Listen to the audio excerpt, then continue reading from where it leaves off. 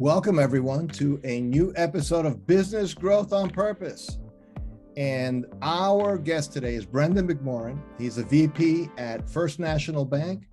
And we're going to talk about financing, SBA financing, bust a couple of myths, things that might be keeping you from getting the resources you need for your business. So as always, we're going to right size this for owner-led businesses. And it's going to be especially relevant to you if you're thinking about acquisition, expansion, working capital. Brendan's going to really walk us through a couple of key things in the next 20 minutes or so. So listen closely and you'll get some, I think, important nuggets that might help you and your business as you grow your business on purpose. Well, welcome, Brendan, to Business Growth on Purpose. Thank you, Jose. Great to be with you here this afternoon. Yeah, absolutely. So Brendan, I know obviously you're a VP at a bank, but I want you to tell our audience just what you do and who do you focus on. And I think we're just going to have a great and very important conversation for our listeners. Absolutely. So I am a SBA lender with First National Bank Small Business Finance. I'm based outside the metro Philadelphia area in Berwyn, PA specifically, but cover the entire East Coast here. And with the bank and with our SBA space, we kind of focus on that mid-level business owner, anything from your mom and pop corner store up to your $20 million revenue manufacturer or small business owner. Okay. And now you have a particular specialization around SBA related financing. Is that correct? I mean, that's a big part of your portfolio.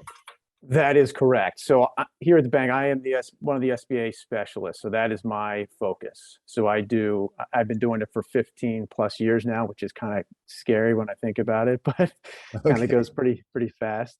But I am focused on SBA lending here at the bank. Okay.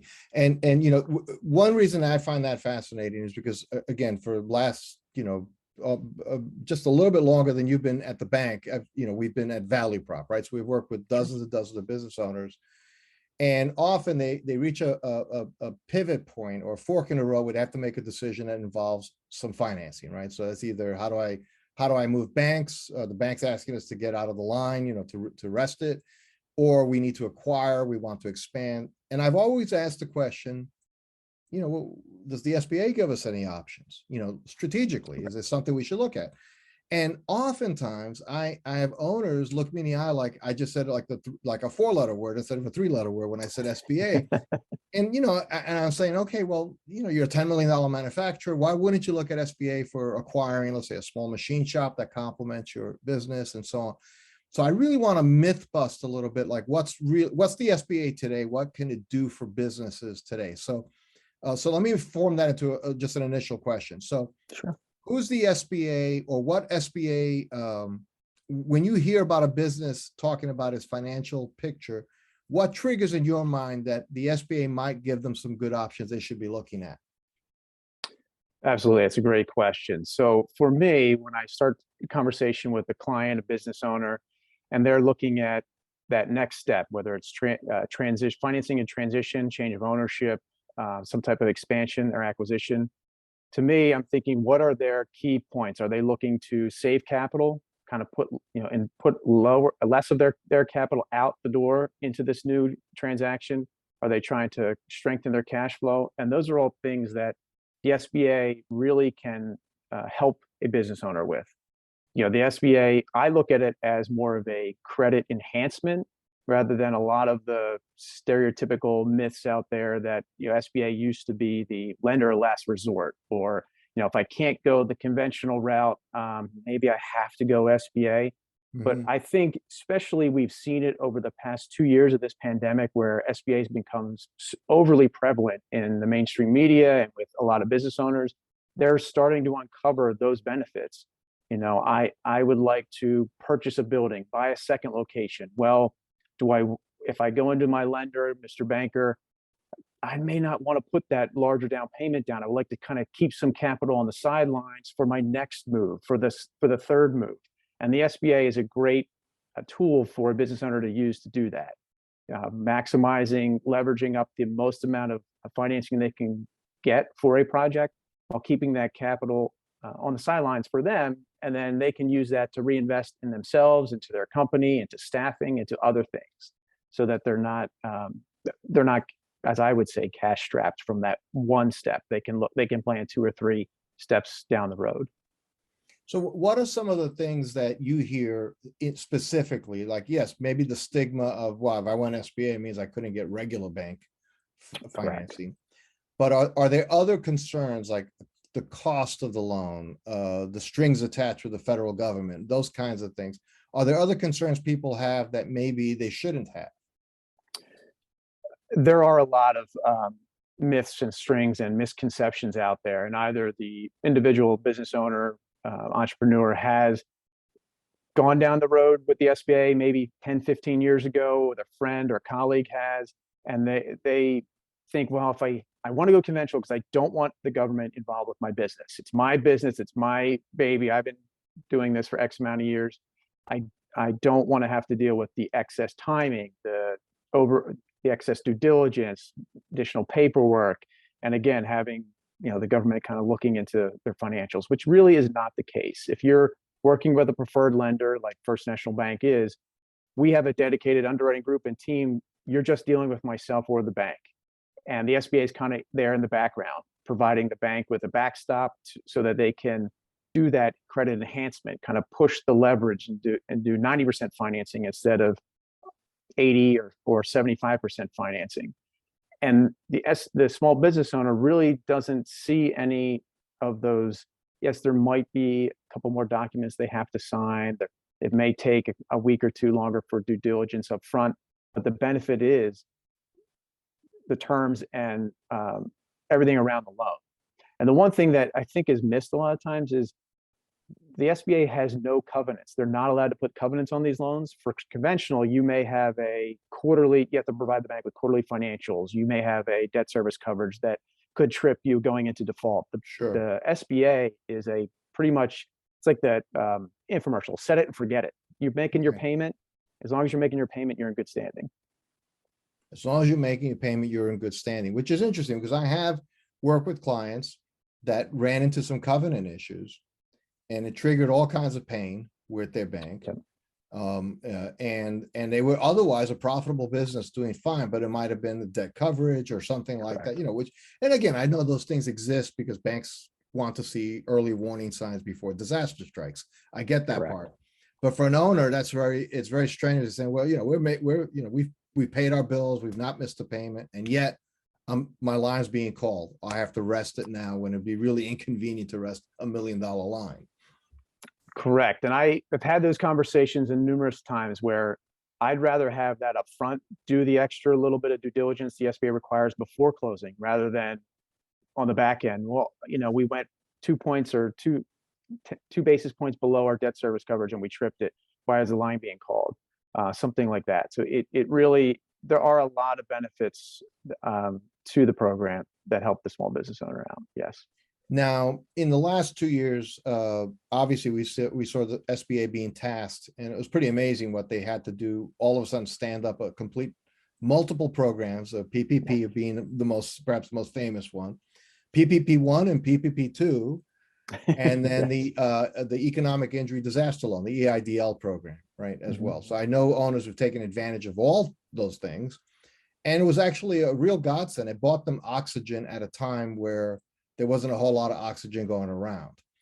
So do you see those things being still relevant? I mean, is there still any play in that in terms of like EIDL? Is there any gas left in that tank, or is that already like sunset or retired? That the programs were great and beneficial to the business owners when they definitely needed those. They have all been exhausted at this point. I believe the last one was the EIDL program that recently either stopped taking applications over the past few weeks, which was through the SBA directly. I do believe that they brought SBA lending back to the forefront of, I think, the mainstream I believe in a good light. And those programs specifically did help the business owners over those past 2 years, especially kind of weathering a storm when they weren't able to go in and they weren't able to do their normal day-to-day operations. what we're seeing and we're still working through from a lending perspective is how do we handle some of those PPP loan forgivenesses? And now a business owner took some, now they've had a little bit of COVID fatigue. They're looking to sell the business, transition to the next generation. So myself and a lot of other SBA lenders really have to dig in and kind of see how we handle those forgivenesses from a cash flow perspective, which we do, and every one is very unique. Wow. So I mean, that's a whole new idea, right? So you get this money, and if you spent it the right way, you don't owe it. But Correct. if not, you might owe it. And then if you're, yeah. And then also if you're at a certain type of some sort of exit event, there's actually some things that can accrue to you. And the good news is, because they went back and forth like on PPP as to whether or not it would actually be like triple benefit, right? That it would actually be that it wouldn't count as income. And at first they said it wouldn't, then they said it would, and then I think they finally landed on it's not going to count as income. But that was a little harrowing for a lot of people who took a lot of PPP money. Wow. So let's broaden this topic just a little bit. So if somebody listening to this said, I hear like 7A and these other programs and so on, what at a high level, what are the major traditional SBA programs that an owner of, let's say, a $5-10 million operation might actually be looking at? Sure. The so I'll kind of simplify it. The two main programs that I would say 99% of the SBA lenders, including First National Bank, participate in is the 7A loan program and the 504 program. The 7A loan program is, I call it your Swiss Army knife of lending. It is a term loan program that can do everything from real estate, equipment, working capital, partner buyout, pretty much everything can be financed through that SBA option. And the term of the loan is dictated by what the funds are going to be used for. So a lot of times my initial discovery call with a client is, okay, you want a $500,000 loan, $1 million loan. What are the funds going to be used for? So then I can start piecing together what the term is. Is it going to be 10-year term, 15, 25? And then we can kind of work backwards from that. There are very different distinguishing characteristics between the 7A and the 504. 504 is primarily just for real estate and large equipment financing. And there's a component where it's a first and a second mortgage. So you have a bank that does the first mortgage, and then you have a certified development company, which almost every county, if not every area of each state, has a dedicated certified development company that they represent the SBA in that transaction. And then the bank will partner with them to do that. Well, so I can see where that could sound complicated. It does. And especially when, again, going back to how prevalent the SBA has been out there in the media, people start doing their own due diligence, which is great. And they may say, well, I'm trying to buy my partner out. I heard about 504 lending. Well, it doesn't fit that request because there's no real estate in there. So we have to look at the 7A, which we can do. And depending on the structure, we could do 90 or 100% financing. So there are two different distinguishing programs, but they both have their strong benefits in circumstances where it makes sense. Now, typically, like most loans of any kind for businesses, there's the issue is, who's guaranteeing it, whose name is on it, whose house is on the line. What are kind of those elements in an SBA context? Absolutely, it's a great question. That's usually the second, maybe third piece or third question that I'll get to with a client is, okay, I have to personally guarantee the loan. Yes. Well, are you going to take a lien on my house? Possibly. And the way I kind of present it is every bank may have their parameters. If there's X amount of equity, the SBA requires you to at least look at all business assets, and we may need to take a second lien. As long as you are making the business is operating, you're making your payments, the SBA lender is not going to be foreclosing on that property. And even if we had a pandemic situation again, or things shut down, or God forbid the business had to shut down, and the loan goes into a workout situation, the SBA lender majority of the time is not the senior lien holder on that personal residence. So the likelihood of them losing that property is slim to none. The personal guarantee always kind of gets some clients, but the underwriter kind of wants, if we're leveraging at the maximum level of 90 to 100% financing on a project, they kind of do want some skin in the game from the business owner. That, we're all in this together. We're all on the same team. So as long as the business is performing and things are going according to plan, we can push the envelope on the financing piece. Right. And the reality is, unless you're like a large corporation, there's almost any kind of bank financing is going to be personal guarantees. If it's $500,000 line of credit on your $10 million business, somebody's signing somewhere. They're not, right. they're not usually just letting it go to the corporation at that size, unless it's a bunch, by and large, at least my observation has been. So there is, and there's absolutely. And there's ways to to have those conversations up front with the business owner to how are we going to structure this? What's the ownership structure? So let's get everything out on the table at that first initial discovery call, and who's going to have the personal guarantee, what all the assets are available. And if we can fully secure it with business assets, we don't have to look at anything personally. Okay. Which is sometimes kind of missed. So as I understand what you just said, Brendan, the reality is that the guarantees can be, if there's business assets that can be presented. So like a more traditional manufacturing concern, something with brick and mortar assets may have more than, let's say, a professional services firm like a CPA or a law firm may have less.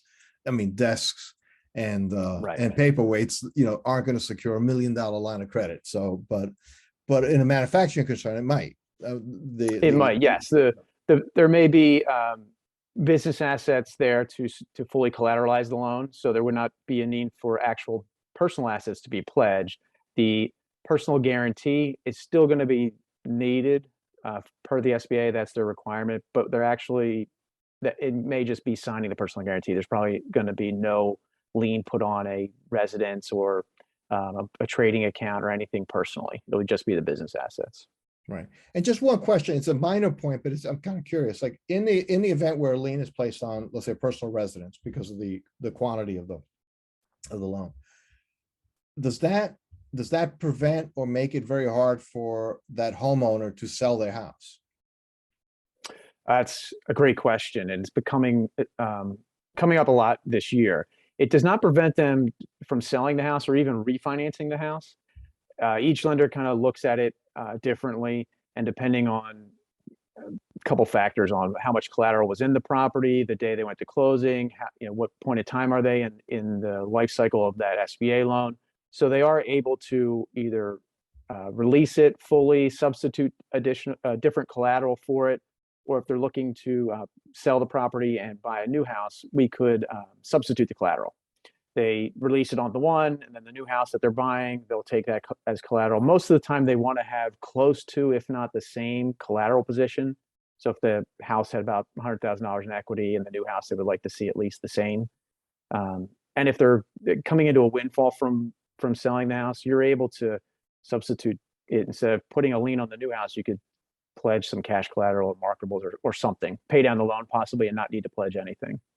Okay. All right. So but there is, but it is a real consideration in terms of how you manage that transaction, right? So it is. And I'm thinking just somebody, let's say, downsizing or something like that, where they may not buy another equal house, depending where they are in their life and so on. So fascinating. So Brendan, this has been really so beneficial to, I'm sure, for me, as I learn more and more about these things, and certainly for our listeners, I think just some basic principles of how to think about the SBA and so on. So if somebody wanted to know more about what you do and to even make contact with you, where should they go and how should they do that? Absolutely. Please look me up on LinkedIn. I'm pretty much on that nonstop, either on the phone or on the computer. So Brendan McMoran, LinkedIn. I'm pretty much there's only 5 McMorans out there on LinkedIn. All of us related. So I'm the only SBA lender. Between that and my cell phone is there, which is on all the time as well. So those are the best two. All right. And you're with First National Bank. And Brendan McMoran, thank you so much for taking the time to educate our listeners. Really appreciate it. Thank you so much, Jose. I appreciate your time today. Thanks for listening to another episode of Business Growth on Purpose. If you like the show, hit subscribe and leave us a review to help other people find the podcast. And if you're ready to take the next step in driving intentional growth for your business, come check out what we're doing at valueprop.com. We've developed industry-leading programs and systems to help B2B owners take control of their growth. Until then, thanks for listening to another episode of Business Growth on Purpose.